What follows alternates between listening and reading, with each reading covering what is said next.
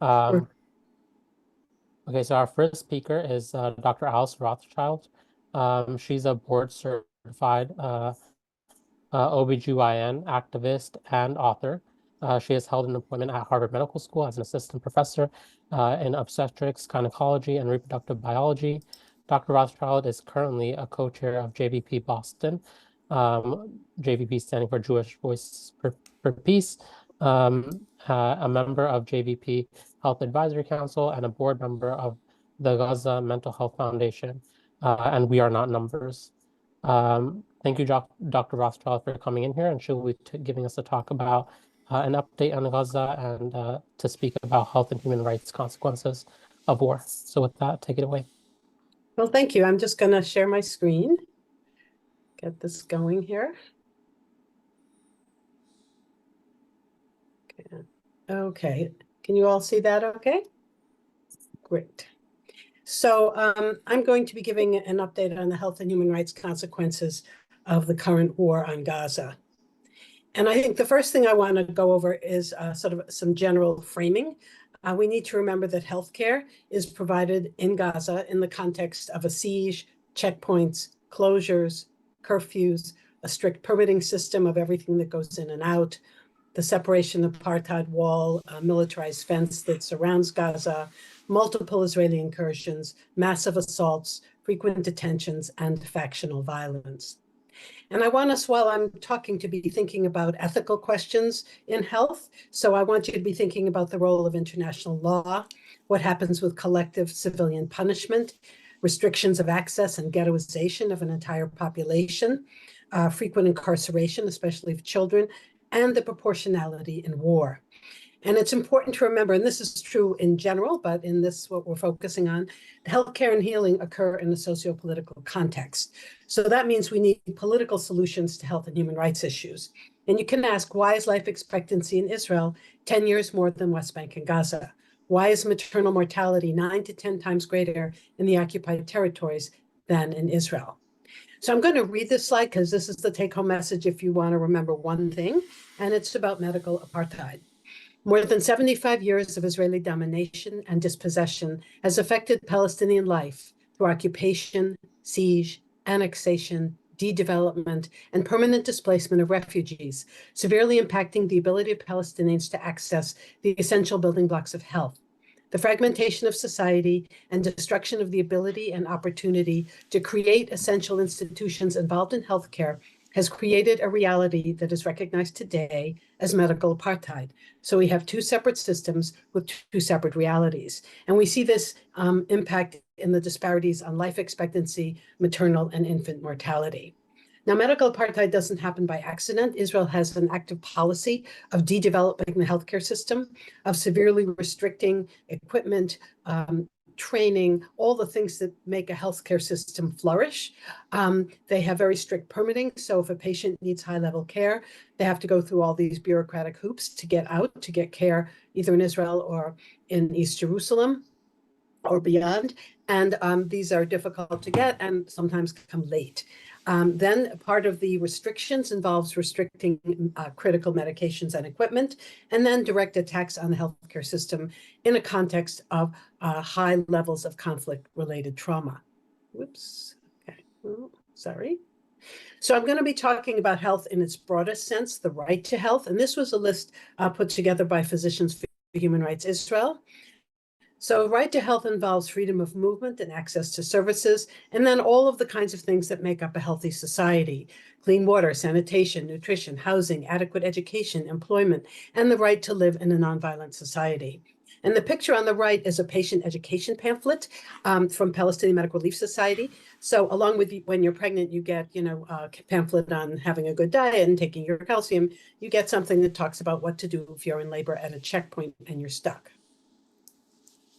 Now, I keep mentioning international law. International humanitarian law was codified in 1949 in 4 Geneva Conventions that protected civilians in times of war and treated as war crimes the murder of civilians, torture, rape, and hostage taking.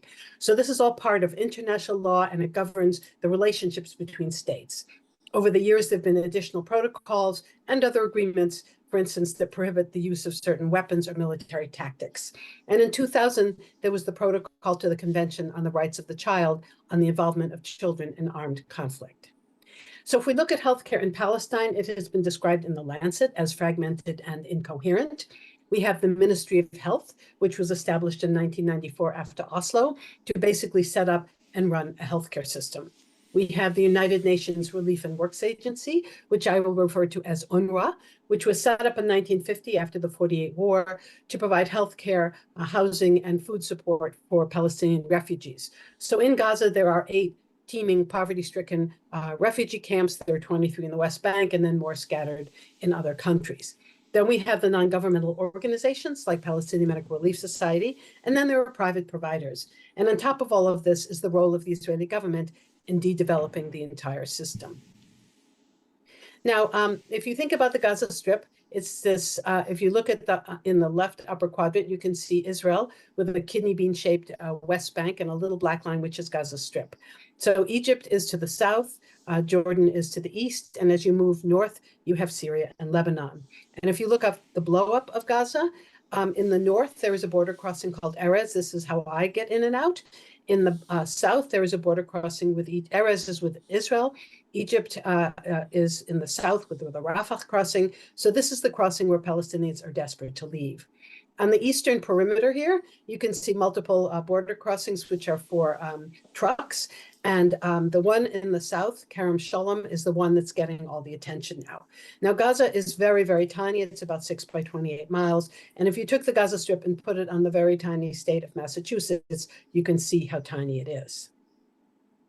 Now, as of now, more than half of Gaza's 2.3 million people are sheltering in the south in Rafah, in tents, rickety shelters, rubble. They are desperately in need of food, shelter, and water.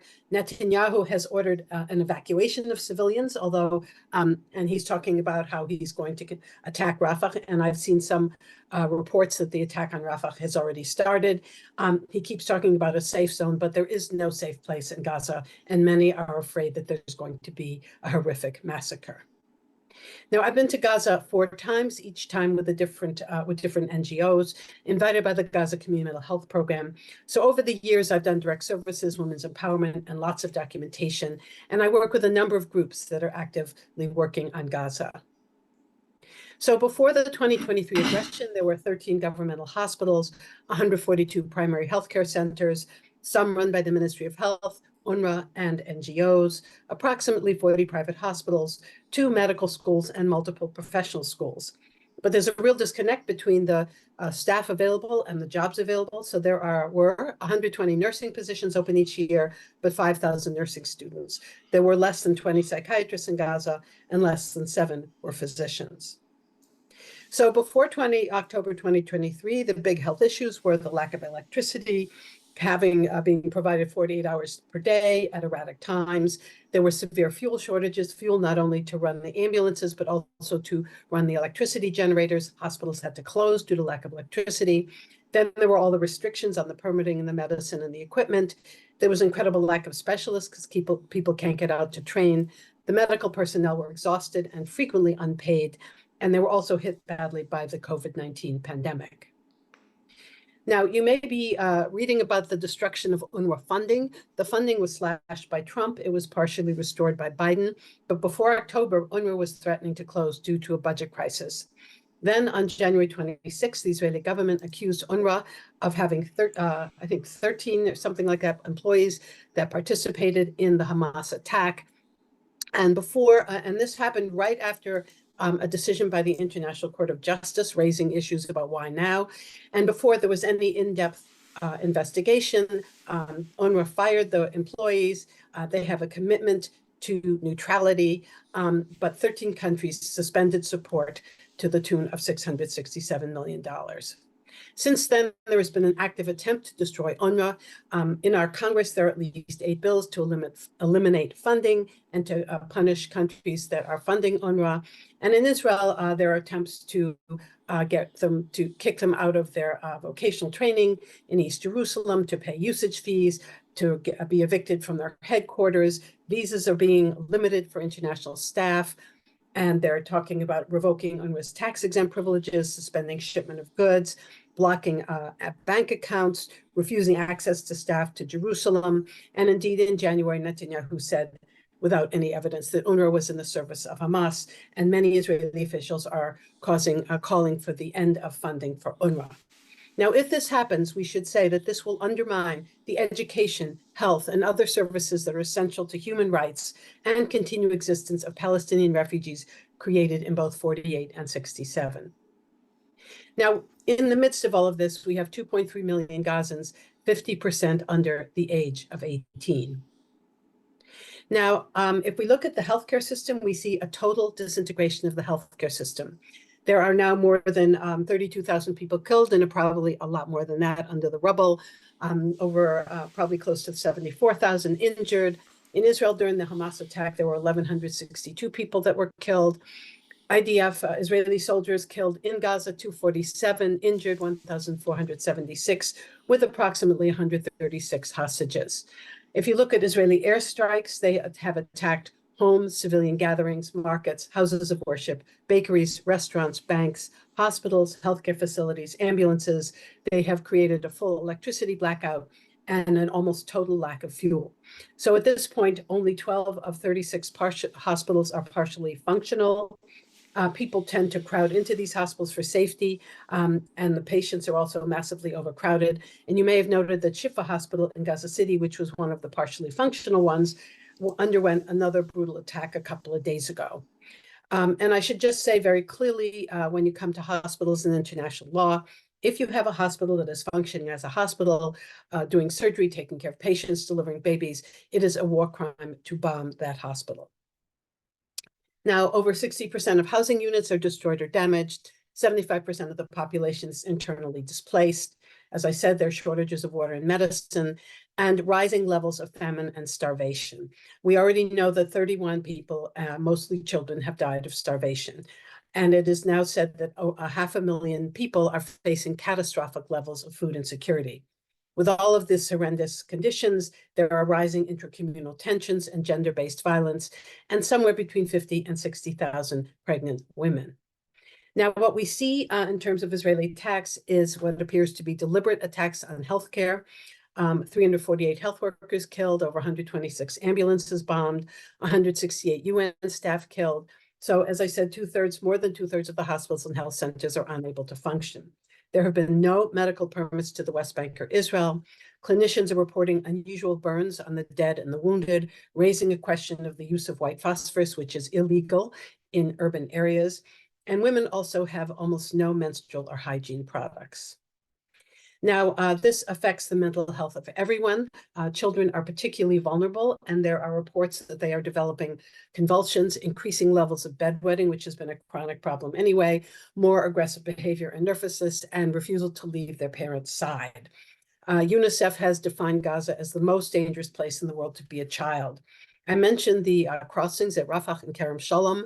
There are hundreds and hundreds and hundreds of trucks carrying food, water, and medical supplies waiting to get in, and they're being allowed in a little trickle. And then once they get in, it's almost impossible to negotiate the bombed out roads and craters that have been created.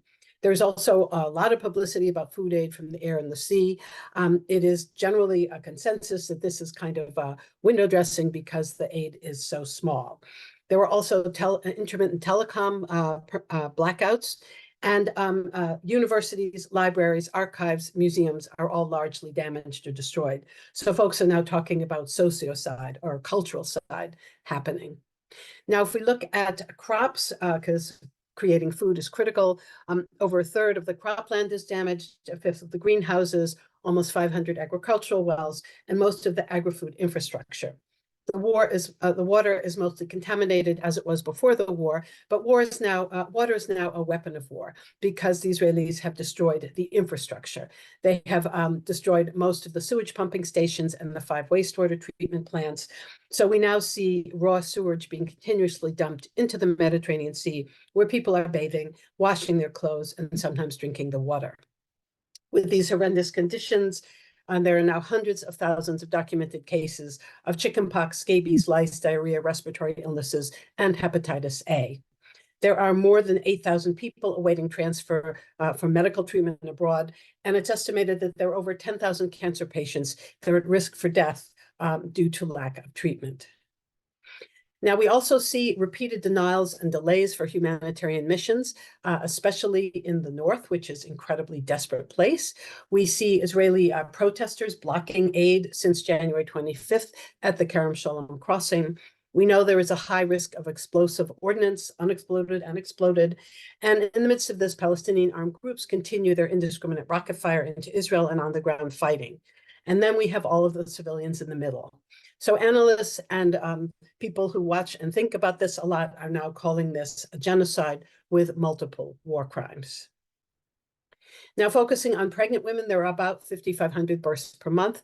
Most of the women have no prenatal care, and many are internally displaced people with no idea of where they're going to deliver. The picture here is a woman who just delivered in a tent, and now she's drying off her baby. So there are about 180 women a day who are giving birth without adequate care. There are reports of cesareans being done without painkillers because they have no meds, of women making it to the hospital, risking their lives to get to the hospital, and then being discharged several hours after delivery because there's such an onslaught of wounded and injured people. So women are giving birth in shelters, in their homes, with their 40 family members, in the streets amid rubble, and in very overwhelmed healthcare facilities. The sanitation is awful. The risk of infection and medical complications is on the rise. So as I mentioned, the whole population has a lack of food, clean water, and are at risk for starvation and dehydration. And pregnant women, breastfeeding women, and babies are a particularly vulnerable cohort. So this situation has an impact not only on their health, but also on the mother's ability to bond with her baby, and very critically on her ability to breastfeed. If you're starving and dehydrated, you will not be able to breastfeed.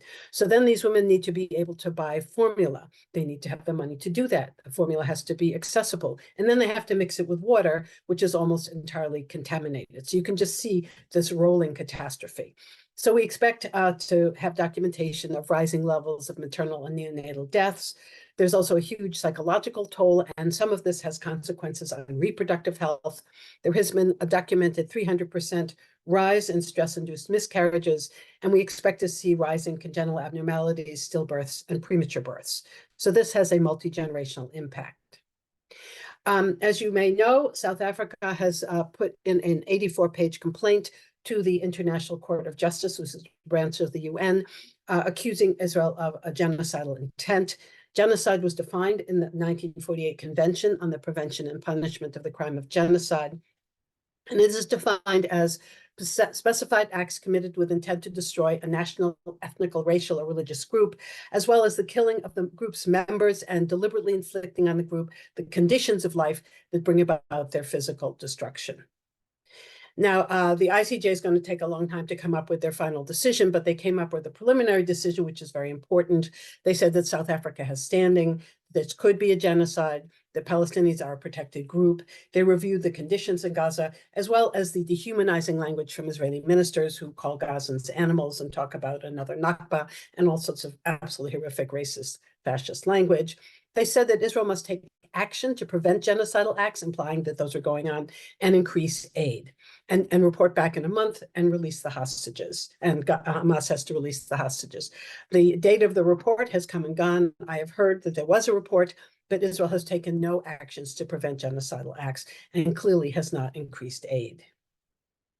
So when we look back at this and try to see the big picture, I think the crux of the problem is that the status quo can only continue if we as human beings see Jews as more human, more deserving, more innocent, more honorable than Palestinian Arabs. If we as a total community are blind to Arab suffering and the history of settler colonialism. So I see the fundamental issue comes down to racism, which potentially leads to ethnic cleansing and genocide. And it is quite clear that the health of Palestinians is intrinsically linked to their liberation and to the end of the siege. The other crux of the problem is the United States. The US has just vetoed another UN Security Council resolution blocking a demand for an immediate ceasefire, which was favored by almost everybody else in the world. And as you know, the US is funding the military machine that is destroying Gaza. Thank you. Thank you so much, Dr. Rothschild. That was incredible. And I know you have a another engagement. So I really, really appreciate, we all really appreciate that. You took the time to come and speak to us. So thank you for that. Bye. Bye. Are the slides available? The slides, yes. Yeah. Would you be able? I'm sorry, I was Yeah. a few minutes Hi, late. Ann. Hi, Alice. Hi, Ann. Thank The you slides are going to, this is all being recorded.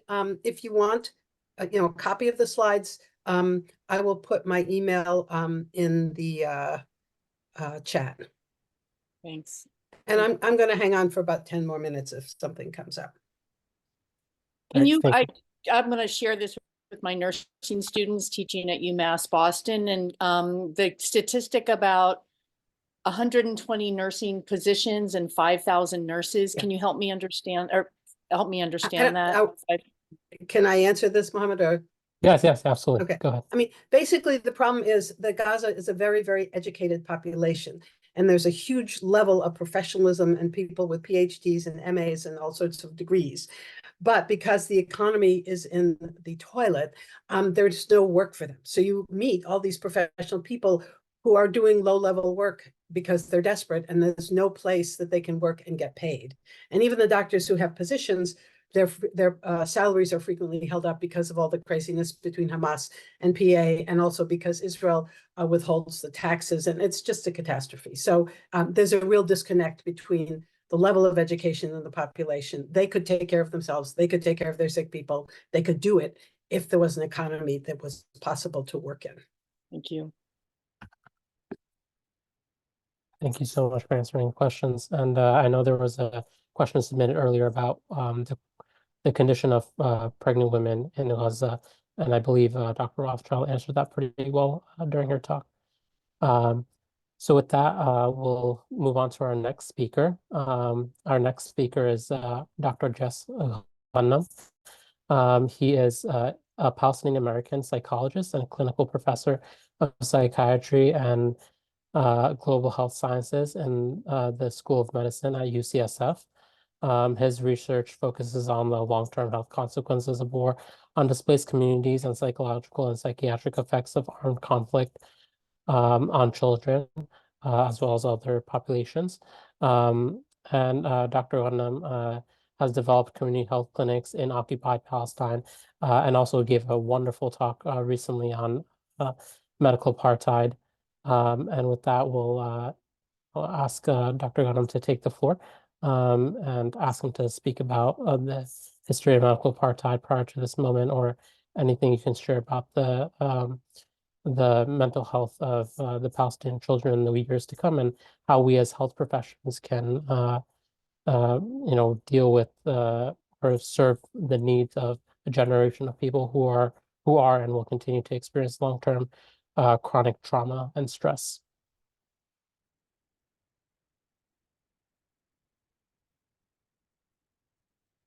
Oh, Dr. Ghannam, if you could unmute yourself. Sorry about that. There we go. Mohammed, thank you very much for that kind introduction, and thank you and to the group that have put this together. Very pleased to be here. The other thing that I would just add about a little bit about me is that I've actually been going to Gaza for the last 25 years and have quite a few colleagues, friends, some of whom have been killed and died. 4 of them have been killed, ranging in age, including their families, from basically 4 months to 77 years. So as Dr. Rothchild has indicated, the situation on the ground is rather catastrophic. And what I hope to talk about today a little bit is a little bit of historical context for medical apartheid in Palestine, and then segue to talk about the generational traumatic impact on not just Palestinians in Gaza, but Palestinians in general.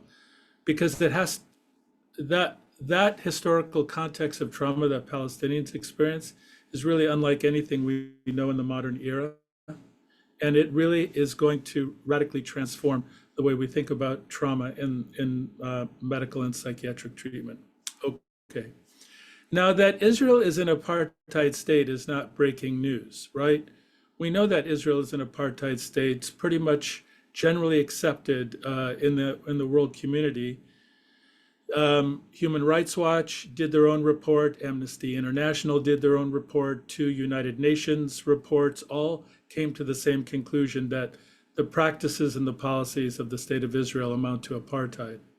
Now, what's more interesting to me about that is 2 Israeli NGOs, B'Tselem and Yesh Din, also came to the same conclusion. So even within Israeli society itself, the understanding that Israel practices apartheid and is an apartheid state has been well established across many different sectors.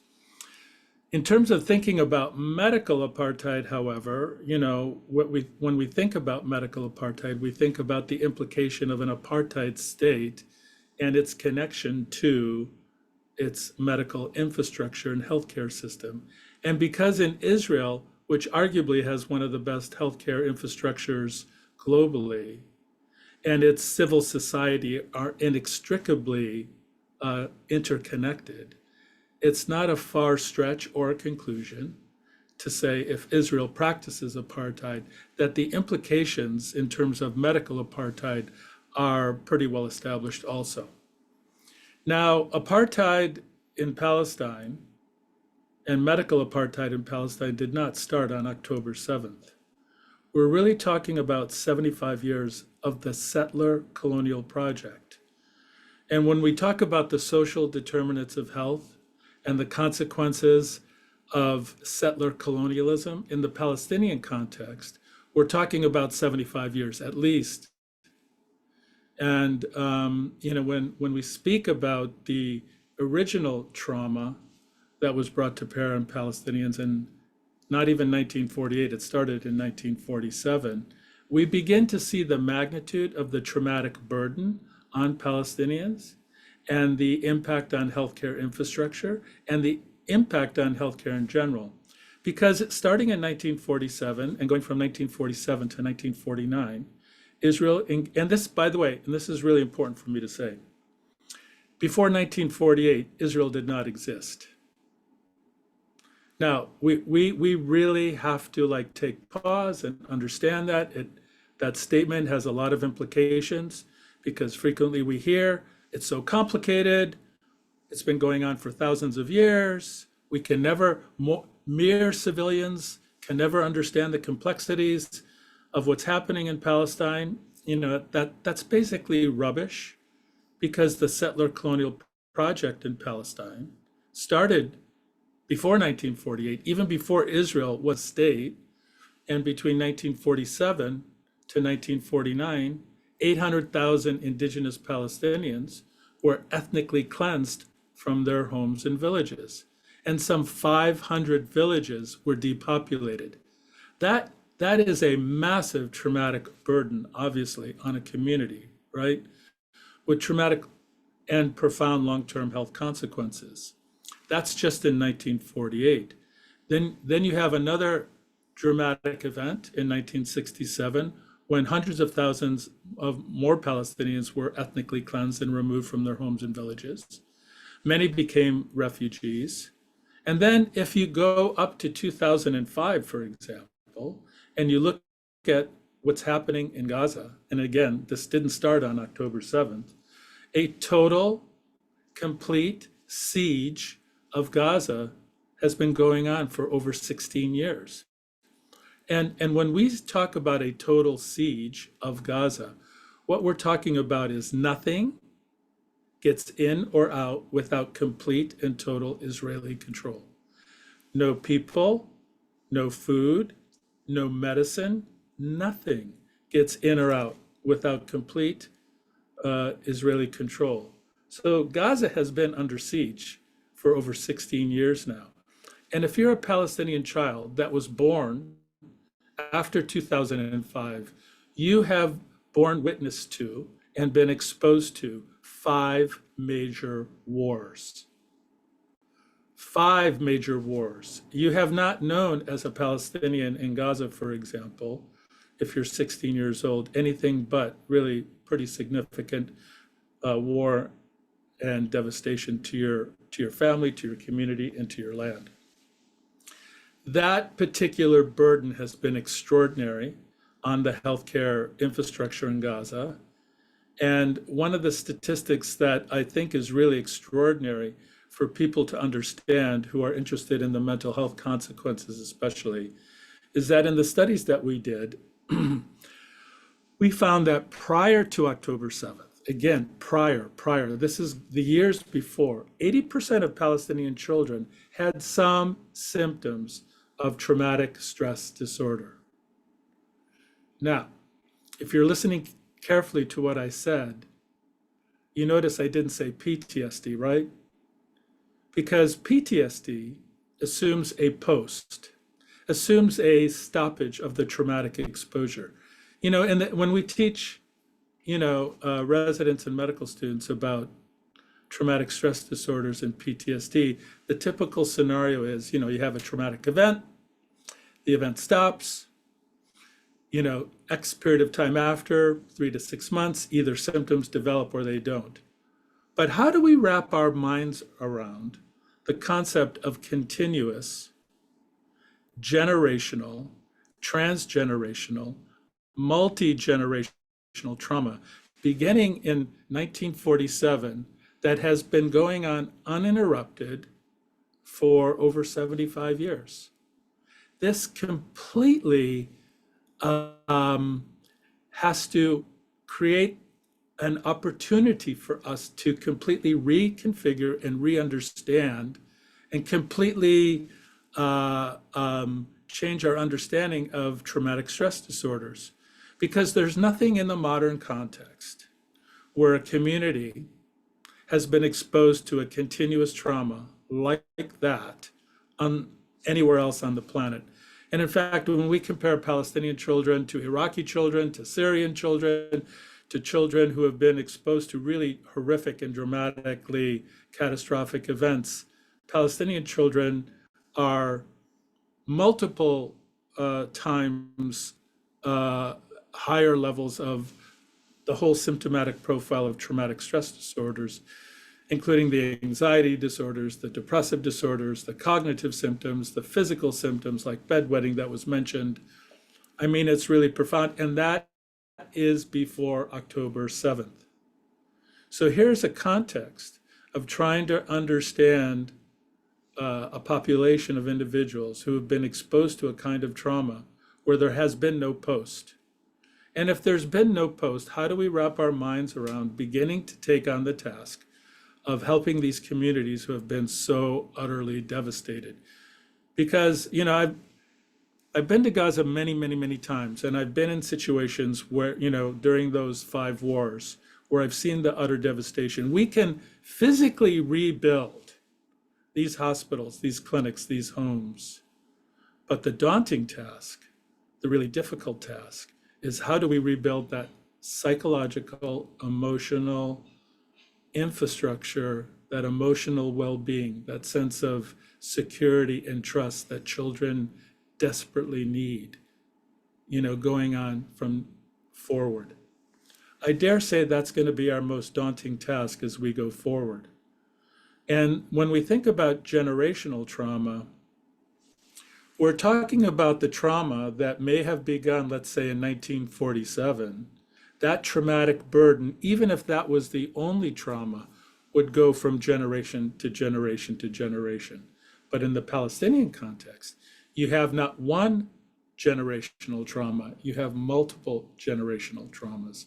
And if you look specifically at the situation in Gaza, where Palestinian children have been through these 5 wars, where you have children who have seen their entire families, borne witness to seeing their entire families being killed before their eyes, being utterly destroyed, who have no family. I mean, this is a brand new phenomenon for Palestinians. The idea of orphans without families, children without any family members to connect with. That is unheard of in the Palestinian context, because even if a parent or parents were killed, murdered, or perished, the extended family would be available to take those children in. That, for many families now in Gaza, when entire families have been murdered, we have children now who have no extended family to go to.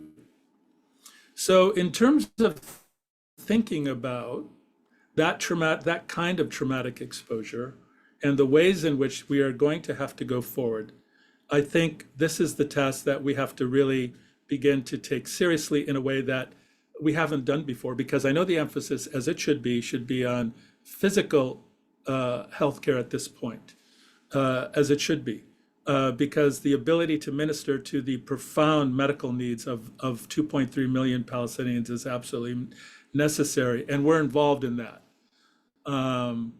But I'm beginning to take on the more daunting task, as I said, of thinking about what are we going to do of these generations, these hundreds of thousands of children who've been exposed to a kind of trauma unlike anything we've seen. And I know we've been talking about Gaza because the breadth and the depth of the devastation is so unparalleled, if you will. But we can't forget the Palestinian communities in the West Bank, in Jerusalem. We cannot forget Palestinians who have Israeli citizenship too, because each one of those communities is also experiencing tremendous traumatic burdens right now in ways that they have never experienced before. So the situation is critical. This is one area that doesn't get a lot of attention. When we think about the social determinants of health, right, and we look at the comorbidities of untreated psychiatric conditions or symptoms and how they comorbidly really portend very poorly in terms of other health conditions, we're talking about a burden that is really of a magnitude that is really difficult to measure and understand compared to anything else that we've seen in the modern era. The medical apartheid pervades every single aspect of healthcare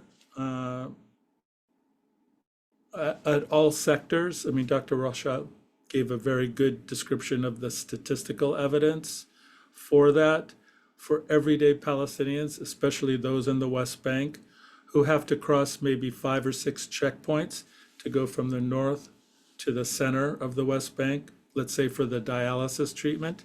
When you have to get dialysis 3 times a week, for example, and you have to go through 6 checkpoints, and those checkpoints may be closed or delayed, you're not going to get adequate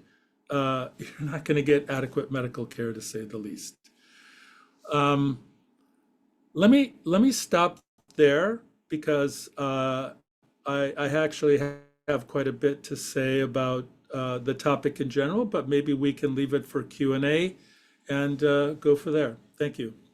Great. Thank you so much, Dr. Ghannam. That was truly incredible. I don't know about you all, but that was so motivating, and just hearing the passion and the true need that's there. I think it's should be very motivating for all of us, and aspire us to really make a change in that space.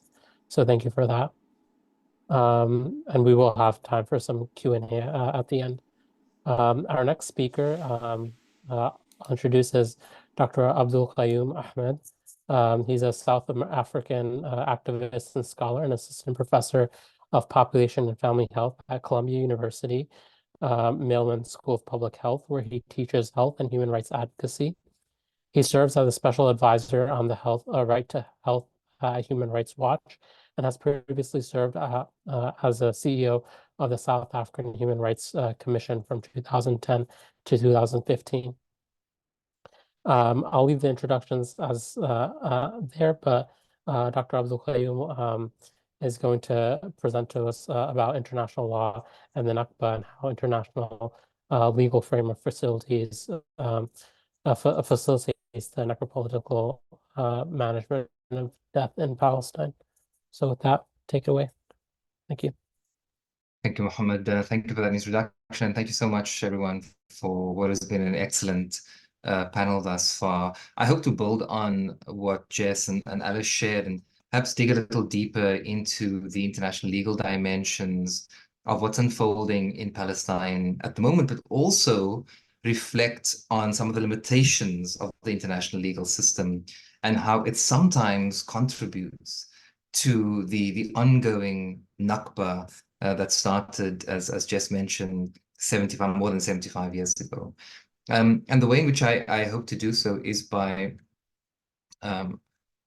starting with an excerpt from a poem by Palestinian poet Muhammad al-Khurd, born on Nakba Day. And he starts off the poem by saying that he was born on the 50th anniversary of the Nakba outside the hospital room. Protests, burnt rubber, kufiad faces and bare bodies, stones thrown onto tanks, tanks imprinted with US flags, lands smelling of tear gas, skies tiled with rubber-coated bullets, a few bodies shot, dead, died, numbers in a headline. And the reason I introduced this incredibly powerful poem by Muhammad al-Khurd is to try and employ a Palestinian perspective and framework for thinking about the international human rights law framework. As you know, international human rights law is often a framework that's designed in Euro-America and applied selectively across the world by those in the West. And so it's an attempt to reverse the gaze, as it were, drawing on the perspectives of Palestinians to make sense of this international legal order. And drawing on the language of Palestinians, drawing on the idea of the Nakba to reflect on the US involvement, European involvement in the struggle for Palestinian liberation, and of course in supporting Israeli settler colonialism. And I think that connection, which both Alice and Jess reflected upon, is critically important. So I want to turn to three dimensions that I'm going to be focusing on, which is international human rights law, international criminal law, and humanitarian law. There are many other dimensions of international law on trade, on commercial shipping, on private law, but these are the three components of international law that I will quickly focus on and provide a framework with to engage on the current conversations. The international human rights law framework really comprises of three major instruments and documents. The first is the Universal Declaration of Human Rights. The second is the International Covenant on Economic, Social, and Cultural Rights, and then the International Covenant on Civil and Political Rights. And collectively, these three documents are referred to as the International Bill of Rights. More specifically, Article 25 in the UDHR reflects on the standard for what constitutes the right to health. And you'll see it's a fairly broad definition, including the well-being of a person and their families, food, clothing, housing, medical care. It's a fairly broad understanding of how we think of and conceptualize the idea of the right to health. And similarly, Article 12 of the International Covenant, which was developed in 1966 and only adopted in the 70s, extend this idea of the physical health to also thinking through the mental health consequences of the right to health. And so again, tying this very neatly to what Jess introduced earlier on in thinking about trauma and how that constitutes an important part of our definition of the right to health. The International Covenant on Civil and Political Rights, which is sort of a parallel document and instrument developed at the same time as the ICE-SCR, really covers primarily issues such as the right to life, free speech, the right to a fair trial, and so forth. But these three international instruments collectively cover the framework of international human rights law. There are, of course, many other instruments, such as the Convention on the Rights of the Child, CEDAW, and so on. But these are the three that I want to focus on and reflect on. International criminal law also has several instruments, but the two that have come up specifically in relation to the current crisis in Palestine is the International Convention on the Suppression and Punishment of the Crime of Apartheid, developed in 1976. And it describes apartheid as a crime against humanity, as inhuman acts committed for the purpose of establishing and maintaining domination by one racial group of persons over any other racial group of persons, and systematically oppressing them. There are three elements that you need to prove in order to conclude that a state is engaging in the crime of apartheid. It's this intention to dominate, systematic oppression, and various inhumane acts. And as both Jess and Alice mentioned, Israel has been declared a state that engages in acts of apartheid by organizations like Amnesty, Human Rights Watch, as well as various UN bodies. As a South African who spent the first 18 years of my life living under South African apartheid, I completely understand what the system looks like, what it does, what it feels like. But when I traveled to Palestine and Israel, and I was there just last year, I described Israeli apartheid as the metastasization of South African apartheid. It is a far worse, far deadlier, far more sinister form of apartheid. And it is what Palestinians are enduring under Israeli apartheid is far worse than anything I personally experienced for 18 years, the first 18 years of my life under South African apartheid. In fact, it leads me to wonder whether the term apartheid is a sufficient descriptor for what Palestinians are currently enduring. And I align myself with Palestinian legal scholars who suggest that we develop this notion of the Nakba as a specific way of describing the genocidal acts that are being perpetrated currently against Palestinians, which has this long connection to the Nakba of 1948. And then the second international criminal law instrument is the Convention on the Prevention and Punishment of the Crime of Genocide. Again, as you know, South Africa has brought a case before the International Court of Justice, which other colleagues have already spoken to. I quickly want to point out that there are, again, two dimensions that have to be proved in order to conclude that genocide is taking place.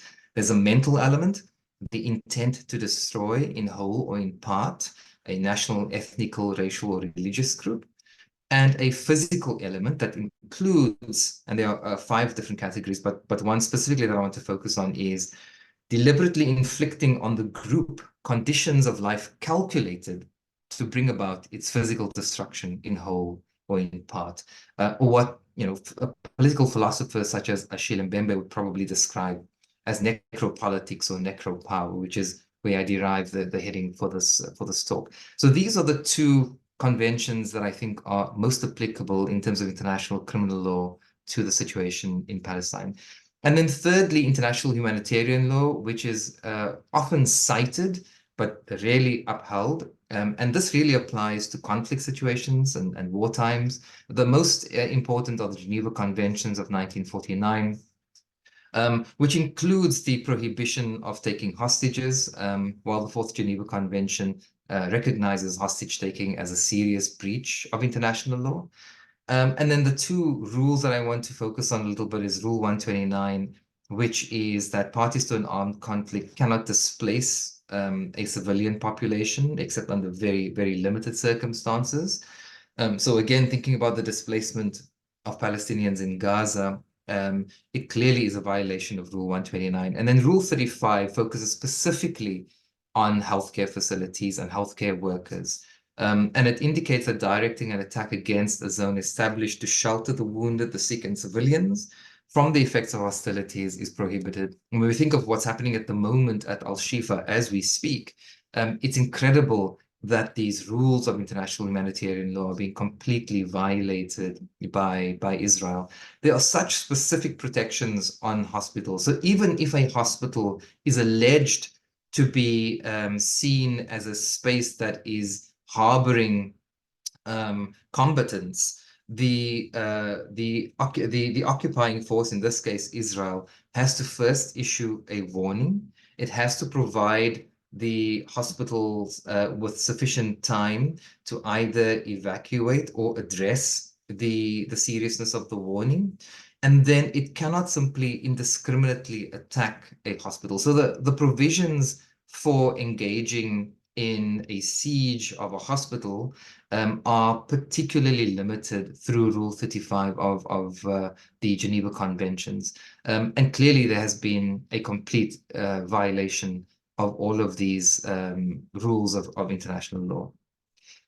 But despite these laws, which are meant to protect Palestinians, we have, of course, noticed over the past several months, and for those of us who've been following the situation for a lot longer, over the past several decades of the limitations of the international legal framework. So while we are calling for upholding the law and trying to ensure that Israel is held accountable for its impunity in failing to uphold the international legal framework, we must recognize at the same time that this framework has significant limitations. Again, Palestinian scholar Rabi Akbaria has noted that legal scholars tend to sharpen their pens after the smell of death has dissipated and moral clarity is no longer urgent. It is becoming increasingly obvious to me as a human rights scholar, an activist, and lawyer, that many of my peers who claim to be human rights scholars and legal scholars have said absolutely nothing about the current crisis that's unfolding. And people are afraid to speak out. But of course, 10 years from now, when they are publishing papers and books about what's unfolding at the moment, these are the folks who we, again, need to hold accountable for failing to speak out to what's happening and unfolding at the moment. My own institution, Columbia University and the Mailman School of Public Health, has adopted health as a human right as part of its fundamental vision and mission. We print T-shirts which have the words "health is a human right" on it, and tote bags that are handed out to the 500 incoming MPH students. But whether or not the school actually upholds this right by speaking out against what's unfolding in Palestine is a completely different thing. In fact, Columbia is probably one of the worst institutions at the moment in banning organizations fighting for Palestinian liberation, in harassing and attacking professors who employ frameworks that advance Palestinian solidarity. And speaking personally, just last week, I was informed after a Wall Street Journal article portrayed me as an indoctrinator of student minds because I spoke about the settler colonial determinants of health. I have now been prevented from teaching the human rights module in the core, which is the interdisciplinary cross-disciplinary program for the incoming group of 500 MPH students. And so Columbia is deliberately silencing faculty like myself, students who belong to Students for Justice in Palestine and Jewish Voice for Peace, and a number of others who are trying to actually give effect to the very principles that they've incorporated into their mission statement. And so again, it speaks not only to the limitations of the international framework, but the people like legal scholars who are meant to implement and speak in favor of these frameworks, academic institutions like Columbia and NYU and others who are meant to teach these principles and frameworks. There is a complete collapse of the implementation of this framework. And then, of course, I think it's important to point out the irony that the UDHR adopted in 1948, the Genocide Convention adopted in 1948, and the Nakba, of course, starting with Israel's declaration as a state in 1948. And so what is also fascinating is I'm invited last year to the UN in New York to deliver a talk on 75 years, celebrating 75 years of the Universal Declaration of Human Rights. And just before a couple of us are meant to speak, we receive an email from the organizers at the UN saying, whatever you do, please don't talk about what's happening in the Middle East. It's a very sensitive topic at the UN. And what's fascinating is in an hour and a half of listening to people speak, not a single person on a panel focused on peace and security mentions what's happening in Palestine. And this is in December last year, of course, with the exception of myself. But the silencing then of voices who are speaking out in favor of Palestinian liberation, cuts across all of these different spaces, whether it's the United Nations, academic institutions, and academia and scholars who are meant to be advancing these international frameworks. So it's not just a failure of the framework itself, but also those of us charged with ensuring its realization. And so perhaps what I want to argue for in the few minutes I've left is again, drawing on the scholarship of Palestinian lawyers, is this notion of a new old legal grammar, a new way of talking about what's unfolding. And I draw specifically on two scholars, one Cameroonian scholar, Achille Mbembe, who develops the idea of necropolitics, and he asks this powerful question: what place is given to life, death, and the human body, in particular the wounded or slain body, and how are they inscribed in the order of power? Mbembe makes the argument that Gaza, as an open-air prison, has created a situation of the living dead, where people are technically alive, but they have been doomed to a particular necropolitical life, controlled by the apartheid state of Israel. And so this necropolitical framework is applied in the context of what's unfolding to describe how the international legal system feeds into this necropolitical state of being, which is particular and peculiar to a place like Gaza.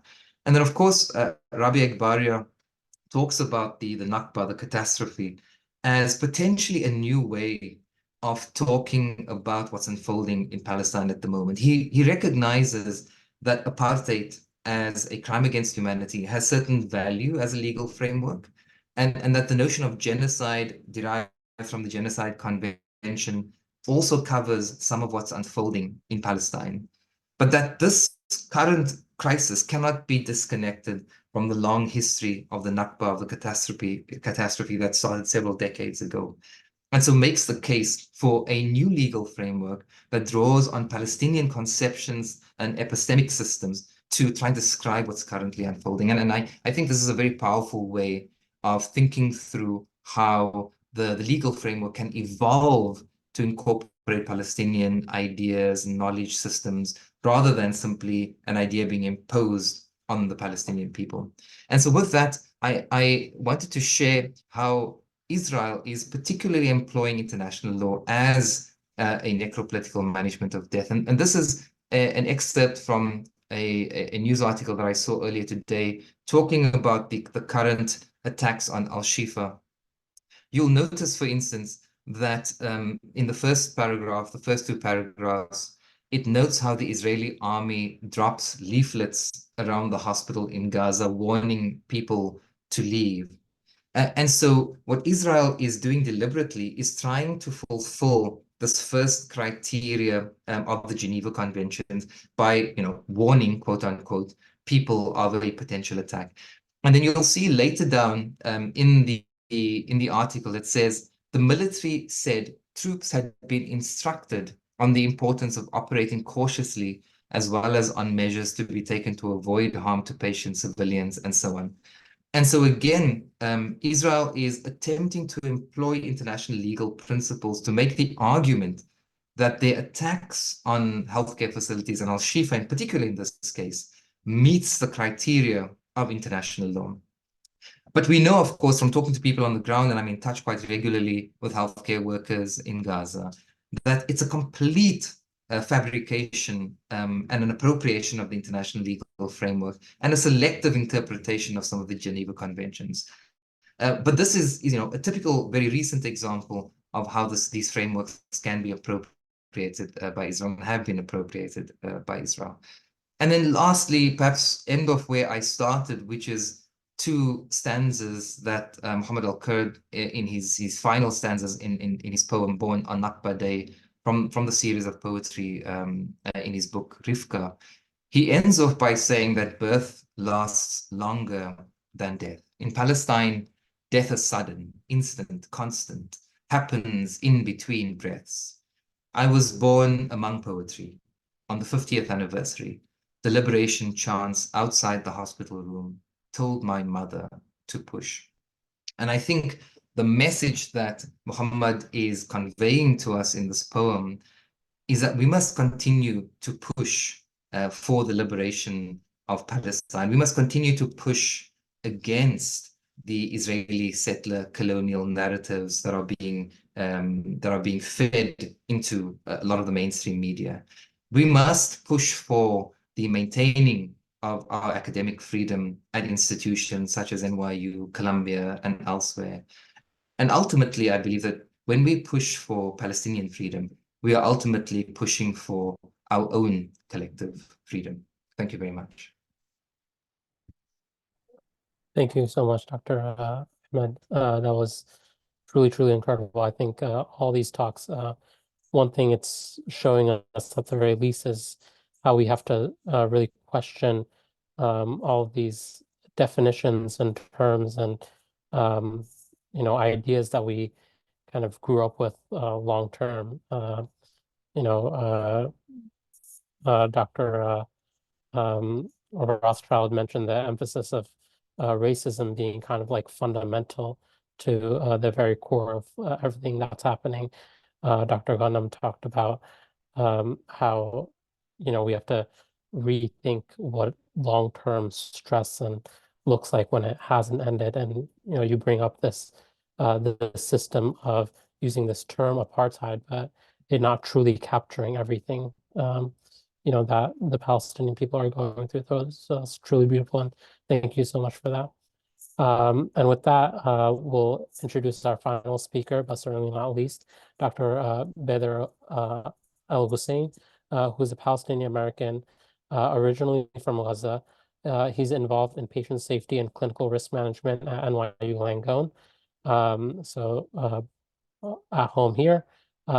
He is a board member of the Muslim American Society and the Islamic Leadership Council of New York, and has been actively involved in COVID-19 education and community-based outreach throughout the pandemic.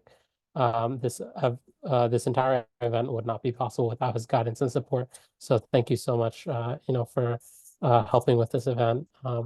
And so we asked you if you feel comfortable to talk about, your personal experiences as being someone from Gaza, having friends and family there, and speak about how your experience as a Palestinian American in medicine and your experience in community organizing and what advice you have for us medical students and fellow healthcare workers.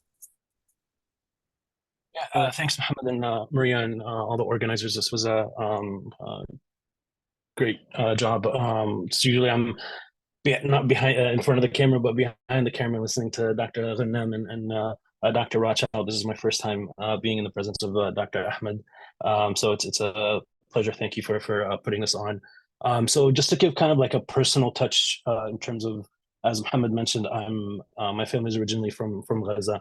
I haven't been there or haven't been to the occupied territories in general since 2013. And at the time, I was actually on a medical relief mission with PCRF. Even though I'm an adult internist, I was there just teaching some of the doctors there and helping out with some of the post-op recovery processes and stuff like that. But in terms of this conflict itself, actually, I don't even know what to call it a conflict. It's just this genocide that's happening right now. To be quite honest, this is the first time that I've had direct family members directly martyred or killed in such an Israeli incursion. Just to, as a matter of fact, I've had 28 members, direct and extended, that have been martyred or killed in the last 6 months. The most recent, 27 of whom were from direct missile attacks on their buildings, one of whom was my aunt, my father's youngest brother's wife, who simply died because she didn't have access to medicine, and this happened just a few weeks ago. And that's a big concern right now in terms of where the infrastructure that's kind of absent and been destroyed. What are the sort of in the vein of Dr. Ghannam and the long-term ramifications of this? What's the sort of next day sort of situation going to be like? Yes, we're seeing a lot of these traumatic injuries, a lot of these, mass casualties, but what's going to happen for all of these people that have chronic conditions? For us, that probably many of us who are students or are on this group are probably in the like general medicine or sort of like general healthcare work. What are the ramifications of what's happening right now? There's no infrastructure. There's no sanitary water, as Dr. Rothchild had alluded to and mentioned. What's going to happen with these people with chronic conditions, and especially with now the eminent feminine that's going to hit hard in all of Gaza, and a possible ground incursion in Rafah, where the vast majority of the Palestinian or people in Gaza are right now. So it's certainly very sombering. And one of the things that for most Palestinians in the diaspora, maybe with the exception of DJ Khaled, by virtue of their own Palestinian identity, are it's very hard not to talk about this and not to be at the forefront. Ever since October 7th, many of us have been in the charge of leading in the protests myself. Unfortunately, I haven't been through my professional capacity, or at least not through my institution, but definitely in terms of like-minded individuals, like-minded healthcare workers, like Health Workers for Palestine, Doctors Against Genocide. The latter has been very pivotal in terms of especially lobbying our congressmen and elected officials. Have been trying to do their best. And I think my big, in terms of what we can do right now, is one, to educate ourselves about the situation, like attending some of these webinars right here, understanding to what kind of Dr. Ahmed was alluding to in terms of the disappointment that we see in a lot of our the academics, as well as certain professional organizations. I was a part of the AMA, and we saw the disappointment that has them, and we saw a lot of, either utter silence or complete just downplaying of what's happening to the people of Gaza right now. AMA was certainly a huge disappointment. I'm glad that, for example, the American Public Health Association came out with statements, and you saw a lot of, professional organizations, not so much in terms of like higher level professional organizations, but at least you see workers, UAW, that have come out with some stuff that were in solidarity with them. And I think for us to really truly advocate for the Palestinian cause right now, and in the midst of genocide, is really to start having a sort of pan, on the ground type of like coalitions with across different sectors. It doesn't have to be just health, but across sectors, especially workers sectors, and getting those types of statements out there and building momentum. Because really, one of the things that we've seen, and even in terms of the change of tone that we've seen from our own elected officials, is through the disruption and through the mass actions of regular folks. Not even, even in terms of medicine, it's kind of sad, like medical professionals have become kind of the elites of society, and by and large are good with the status quo. Even in the start of this conflict, in the start of this whole thing, for those of you that are familiar with Frantz Fanon, reading him now is very, very enlightening. And especially if you read his essays, and his essay, particularly Medicine and Colonialism, he talks about this. And even in terms of Wretched of the Earth, he mentioned this a little bit. But, the fact that medicine, as, is a colonial construct. And if you're going in with the idea of, from the perspective of an elite, he mentions this, he says, that the doctor who heals the wounds of humanity, this is what he says, he is in reality an integral part of colonization, of domination, of exploitation. Both the European physician and the native, in his time was the Algerian, but the native physician are economically interested in the maintenance of colonial oppression, which yields them profits, elevates their status. And then one of the chief services of doctors is to provide the perpetuation, and then not just doctors, but healthcare workers, especially those in higher levels of like C-suite folks and stuff like that, administrators, are part of the perpetuation of oppressive systems. And this is kind of what we're seeing in terms of what Dr. Ahmed was talking about in terms of these people that are in your sector and unfortunately just going on with the status quo. And he notes that oftentimes the language of, scientific objectivity, or to use the AMA's statement most recently, medical neutrality, to obscure the role of politics in driving the sickness and death they dutifully treat and then bury in medical statistics. So I think, even though Fanon has a more optimistic view, or not an optimistic view, but rather he introduces that there is hope in the sense that the doctor can, or the healthcare worker, I guess for this context, can actually ultimately change that by being an advocate, more or less, to apply today's terms, for the oppressed. And I think that's something that we, my main message in terms of what we can do in these circles, right, in our circles, is to try to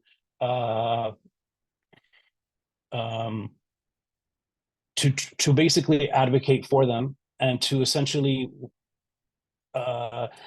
within our circles, slowly but surely, because they're all like-minded folks. I was very fortunate in this time through Healthcare Workers for Palestine and NYU4P as well, to find people that are like-minded. It's just a matter of building more momentum to get the powers that be to eventually cave and go through there. So it's essentially just being patient advocates.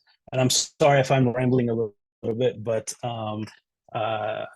do want to give some time for the Q&A, and maybe during that Q&A I can provide some more direct suggestions as to what to do.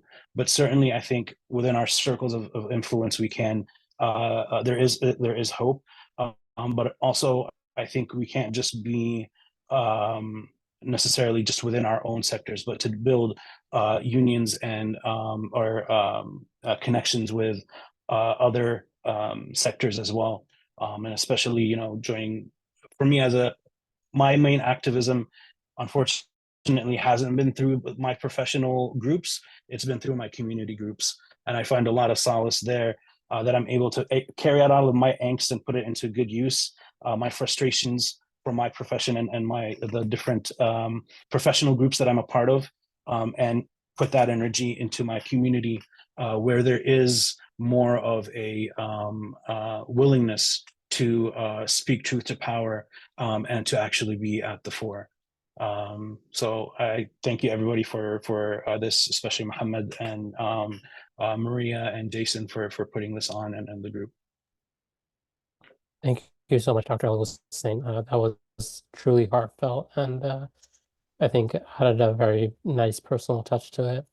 And with that, we'll end the speaker session and we'll move on to the Q&A. So we can stop the recording there.